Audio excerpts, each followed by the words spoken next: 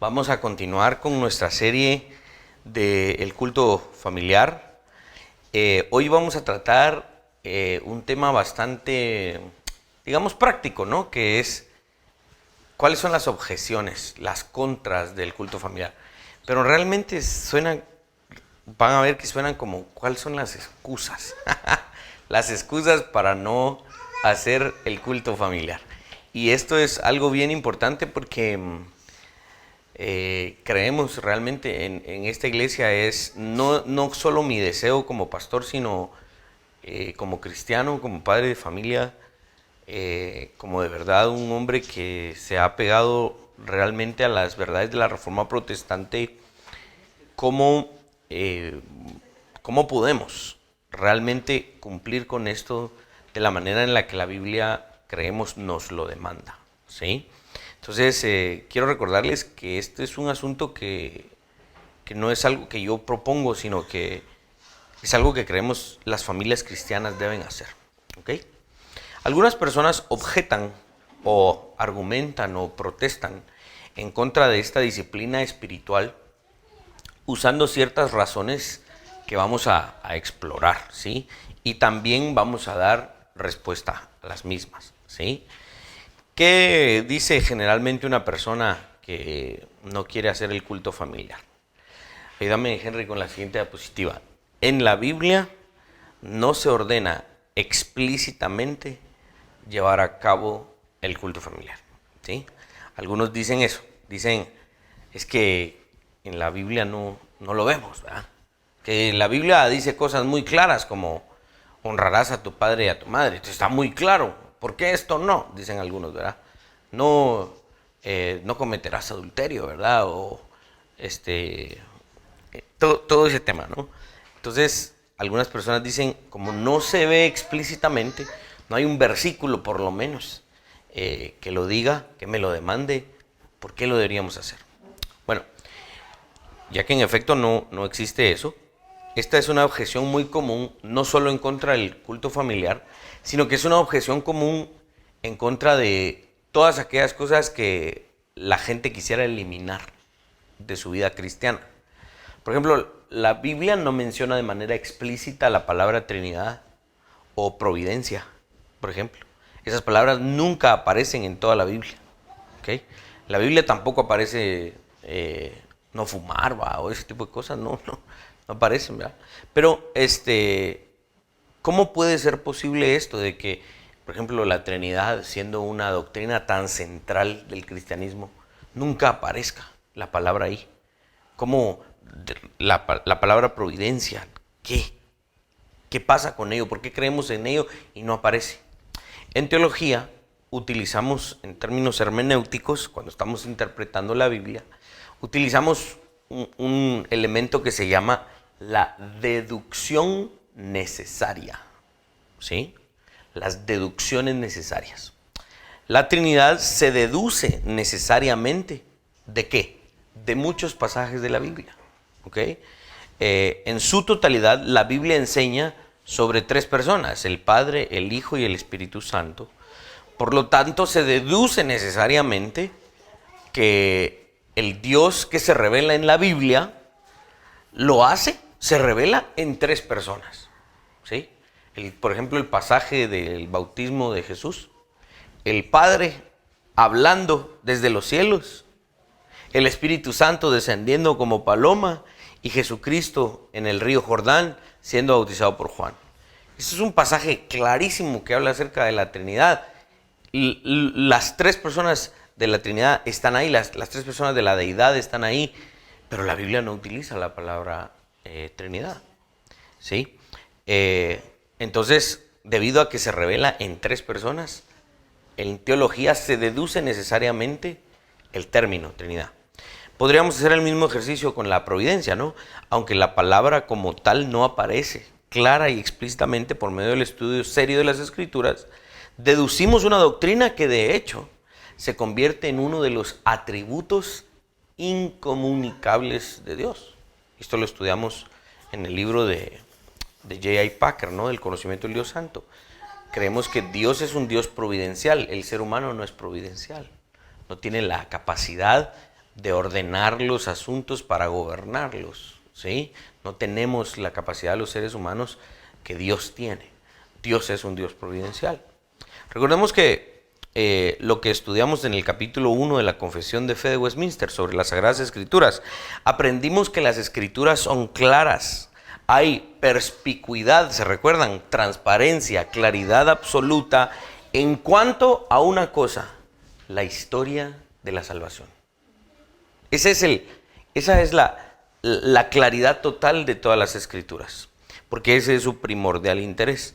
Por lo tanto, habrán otras cosas en la Escritura que no son tan claras, y es nuestro deber como cristianos serios y estudiosos de la Biblia el extraer aquello que no es tan claro. El principio interpretativo que utilizamos es aquel que dice que lo oscuro de la Biblia debe ser interpretado a la luz de lo claro de la Biblia, ¿sí? Lo mismo sucede con el culto familiar, ¿no? Aunque no hay versos explícitos al respecto, la deducción es necesaria, ¿ok? Vamos a volver a citar algunos de estos versos. Si me ayudas con la siguiente diapositiva, dice Josué 24, versos 14 y 15. Ahora pues temed a Jehová y servidle con integridad y en verdad, y quitad de entre vosotros los dioses a los cuales sirvieron vuestros padres al otro lado del río y en Egipto, y servid a Jehová. Y si mal os parece servir a Jehová, escogeos hoy a quien sirváis, si a los dioses a quienes sirvieron vuestros padres cuando estuvieron al otro lado del río, o a los dioses de los amorreos en cuya tierra habitáis. Pero yo y mi casa serviremos a Jehová. En la primera exposición sobre el tema del culto familiar hablamos del contexto de este pasaje, en donde Josué estaba hablándole precisamente a los padres de familia y les estaba diciendo: ustedes son los responsables de que sus familias adoren a Jehová. Otro de los versos que hemos tocado al respecto es Deuteronomio capítulo 6, versos 6 y 7. Dice: estas palabras que yo te mando hoy estarán sobre tu corazón. Las enseñarás diligentemente a tus hijos y hablarás de ellas cuando te sientes en tu casa y cuando andes por el camino, cuando te acuestes y cuando te levantes. Esta es la responsabilidad de los padres en casa, ¿sí? No vemos en el Antiguo Testamento o en el Nuevo Testamento que los padres de familia están esperando a los líderes para ver que lleguen a su casa a enseñarle esto a sus familias. No, los líderes eran responsables de hacer esto en su casa, ¿no? Hablábamos de que Moisés y Aarón no iban de casa en casa enseñándoles cómo preparar el cordero de la Pascua. No, los padres de familia eran los que lo hacían y les enseñaban a los niños y a los demás miembros de la familia por qué este ritual, por qué este memorial, ¿sí? En el Nuevo Testamento los apóstoles no estaban siempre en las casas enseñando la doctrina, sino que eran también los padres de familia que lo aprendían, ¿verdad? Échame la mano, mira, tengo batería, por favor. Vamos a ver otra objeción que generalmente algunos ponen, ¿sí? Si me das con la siguiente diapositiva, dice: nuestra familia no tiene tiempo para esto, ¿sí? ¿Qué pasó? Ahí viene. Nuestra familia no tiene tiempo para esto.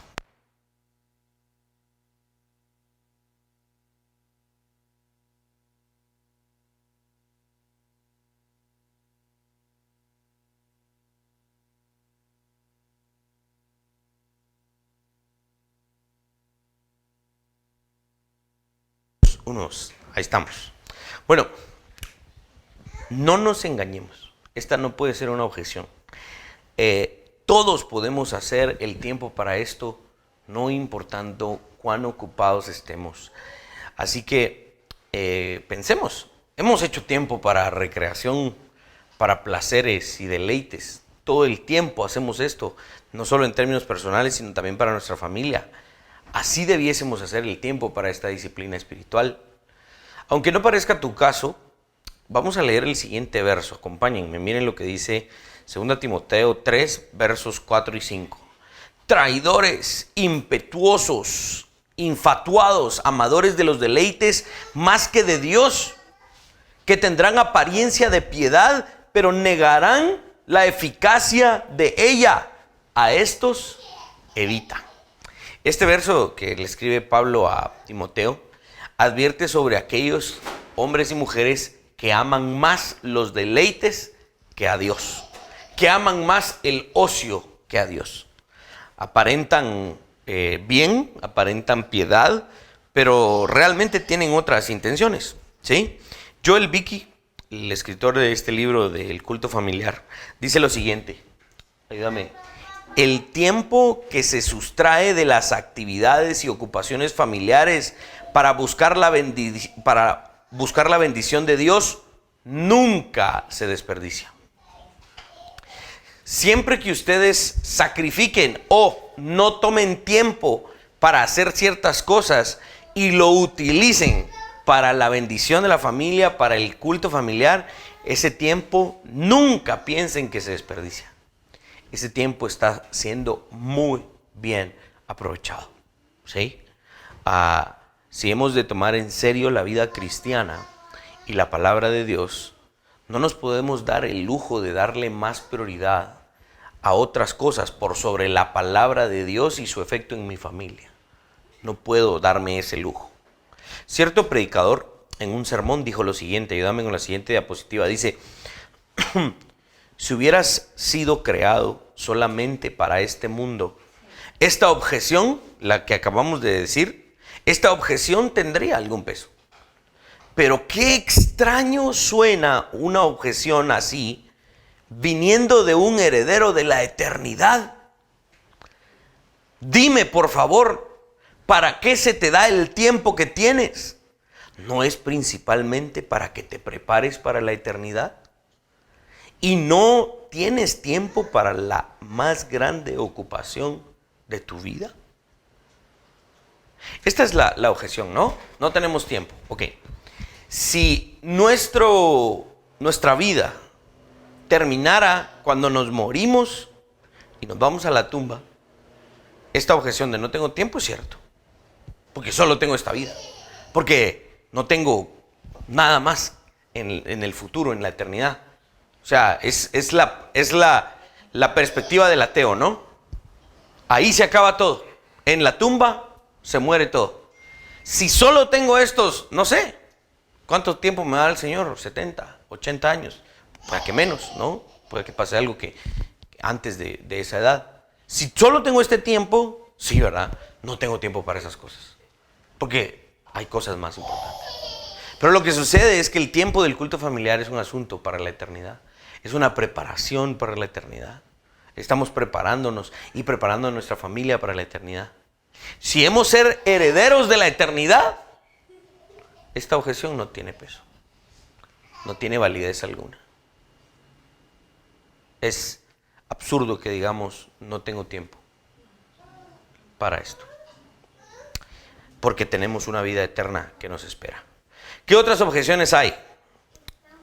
Dicen algunas personas, no tenemos un tiempo regular en el que podamos estar todos juntos. ¿Sí?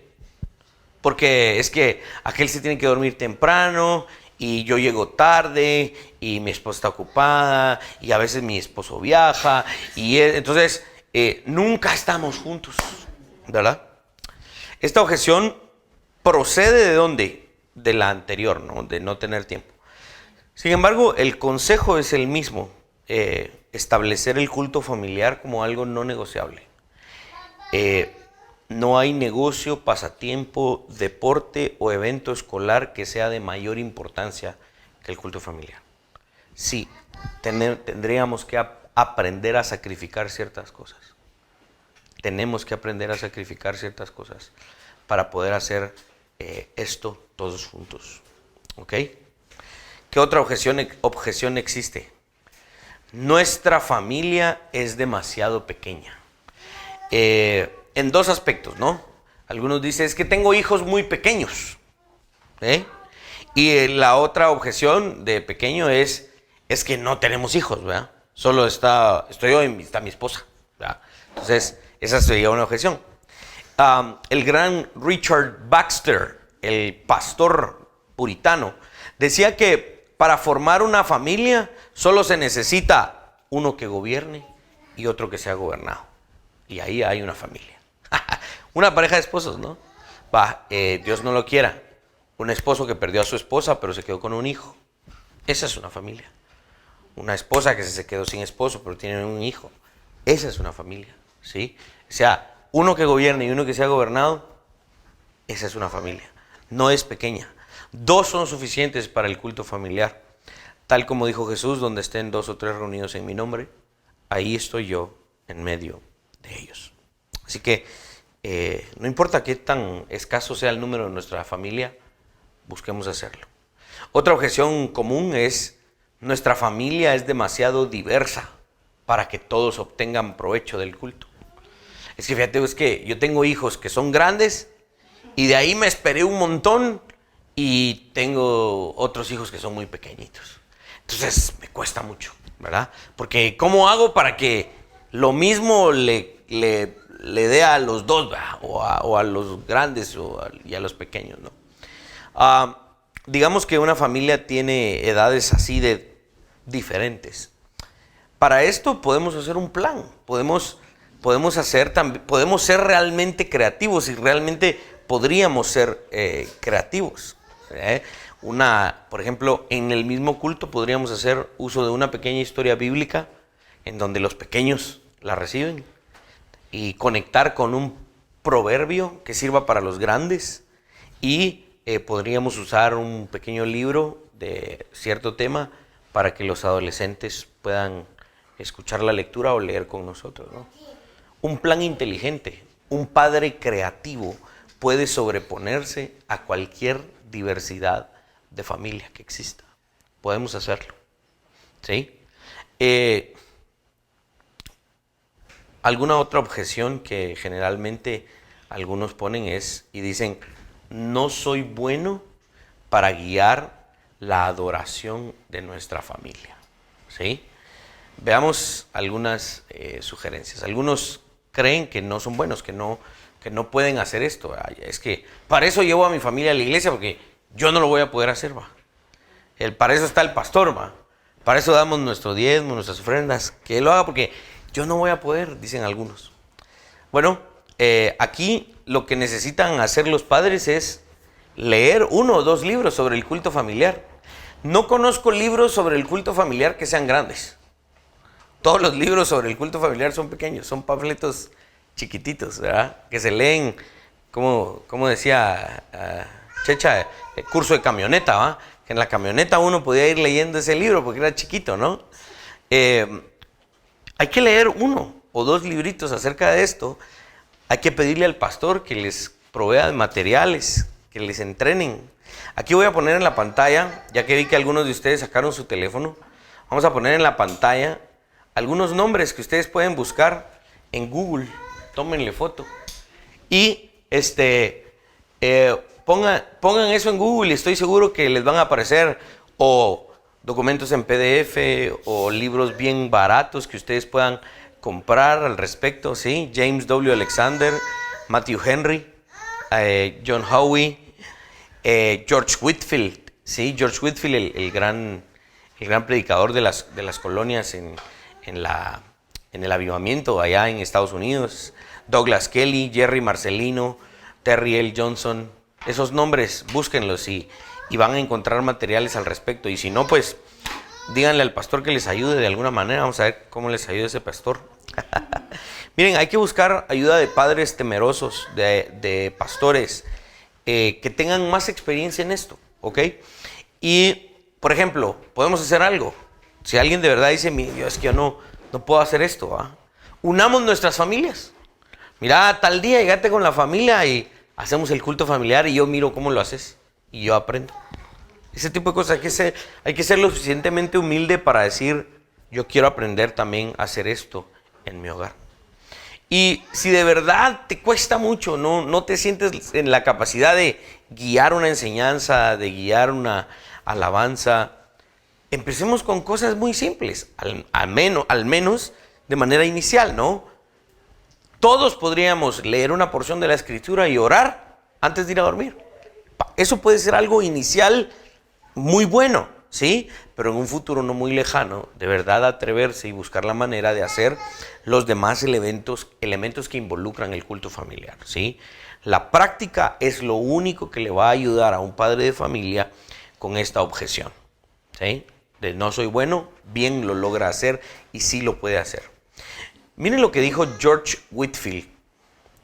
Él escribió sobre este tema. Dice, cuando el corazón tiene la disposición correcta, llevar a cabo un culto familiar decente y edificante no existe ninguna capacidad, no exige ninguna capacidad fuera de lo común. Esto es algo que puede hacer cualquier padre de familia. Si es un padre de familia que tiene fe en Jesucristo, tiene la habilidad de hacer esto. Puede hacerlo. Lo que se necesita realmente es un corazón dispuesto para hacerlo. Lo más importante en contra de esta objeción es pedirle fervientemente al Espíritu de Dios que nos ayude, que nos muestre cómo hacerlo. Ayúdame, Señor. Y de la abundancia de nuestro corazón, en ese momento, nuestra boca hablará. ¿Sí? Miren lo que dice Proverbios capítulo 16, verso 23. El corazón del sabio enseña a su boca y añade persuasión a sus labios. Si tú eres un creyente y en tu corazón existe realmente esta disposición, tu corazón le va a enseñar a tu boca y tus labios serán realmente labios que persuaden a tu familia de lo que vas a compartir y hacer. Esta supuesta incapacidad de llevar a cabo el culto familiar no viene de incapacidades como leer, orar. Todos podemos leer, bueno, los que estamos aquí, ¿no? Podemos leer, podemos orar, podemos cantar, aunque sea desafinado, pues, pero podemos cantar, podemos instruir. Entonces, nuestra incapacidad de guiar el culto en alguna medida no proviene de la falta de esas habilidades, porque eso lo podemos hacer. Más bien, esta incapacidad de hacer el culto generalmente procede de la falta de apropiarse realmente de las asombrosas promesas y el poder que Dios te ha dado para moldear a tu familia, los miembros de la comunidad del pacto que Dios te ha prestado. Sí, hay gente que dice, es que yo no puedo. Y bien, si puede leer, puede orar, puede instruir, puede cantar, entonces no es que no pueda. Tal vez le falta realmente apropiarse de esta responsabilidad y realmente decir, yo tengo la oportunidad maravillosa de moldear a los miembros de mi familia, de moldear a mi esposa, de moldear a mis hijos, porque finalmente el Señor nos ha dado esa, no solo responsabilidad, sino capacidad, ¿sí? Algunas otras objeciones como esta es un poco más difícil. Algunos miembros del hogar se rehúsan a participar, ¿sí? Esta objeción puede que venga de algunos hogares difíciles, ¿no? Y para tales casos se pueden hacer algunas cosas, ¿no? Pues obviamente aquí el involucramiento del pastor en cuanto a la consejería puede ser una forma de hacerlo, ¿verdad? De buscar la manera de, si hay, por ejemplo, hijos ya mayores de edad que todavía viven ahí, no es que de repente Allison diría, papá, mamá, ya no quiero participar en esa cosa, me cae mal, ¿verdad? A mí no me pongan, no tengo tiempo, yo no quiero saber de eso. Digamos que algo así pasara, pues aquí los padres empiezan a involucrar a personas, a líderes de la congregación en la ayuda de estos asuntos. Ahora, si son hijos bajo autoridad, que todavía no son, digamos, mayores de edad y que de todas maneras están dando algún problema como este, la pregunta es, ¿qué tan fundamental es el culto familiar en nuestro hogar? La respuesta a esa pregunta debe ser un rotundo sí es fundamental, ¿ok? Cuando los padres no tomamos esto como algo no negociable, nuestros hijos no lo van a tomar así, ¿ok? Por lo tanto, si alguien en casa se rehúsa a participar de estas responsabilidades fundamentales, los padres tienen que tener la valentía de retirar también ciertos privilegios y hacerlo con mano dura. No como aquel político que está en la cárcel, pero sí sino hacerlo de verdad con firmeza y contundencia y decir, bueno, hijos, se fue. Y entonces. Ahí está. Ahí está. Tal vez lo dejamos ahí mucho tiempo. Me hizo perder el tren del pensamiento. Pero no, decíamos que los padres pueden con contundencia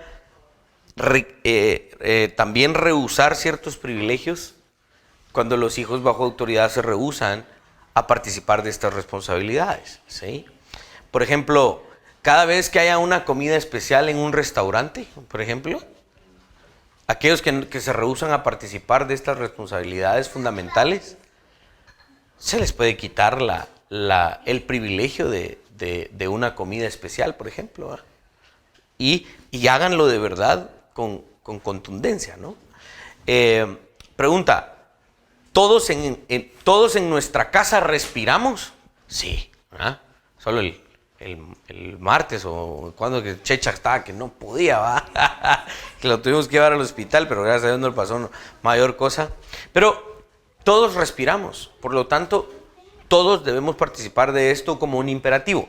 Dice el Salmo 50, todo lo que respira, alabe a Jehová.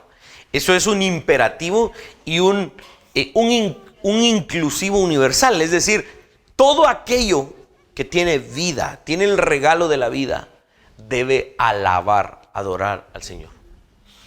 Entonces todos los miembros de nuestra familia respiran.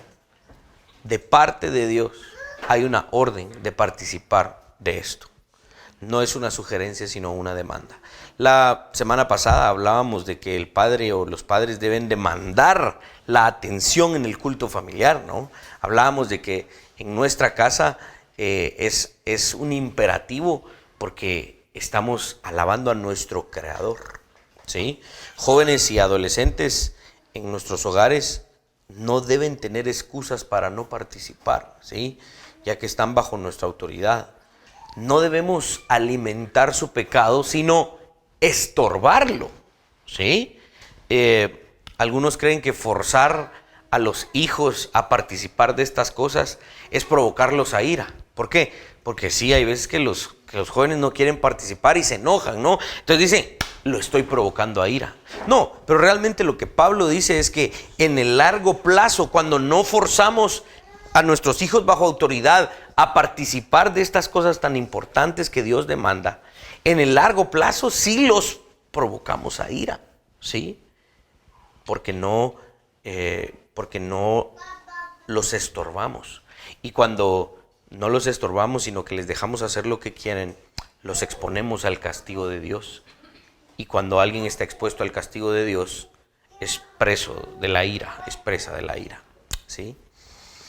Esta última objeción que generalmente algunos tienen es que dicen, ayúdame con la última diapositiva, no tengo habilidad musical, dicen algunos.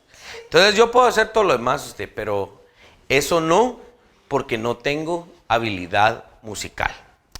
Ok, el aprender un poco de música o un instrumento muy básico, ¿no? Siempre es una buena inversión, siempre es una buena inversión. Por ejemplo, la música, ¿sabían ustedes que es pura matemática?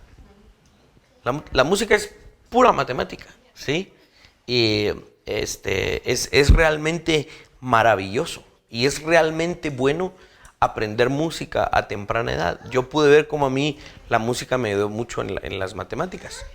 Los reformadores en el siglo XVI sabían utilizar la música y alentaban al pueblo cristiano a participar de la música para adorar al Señor.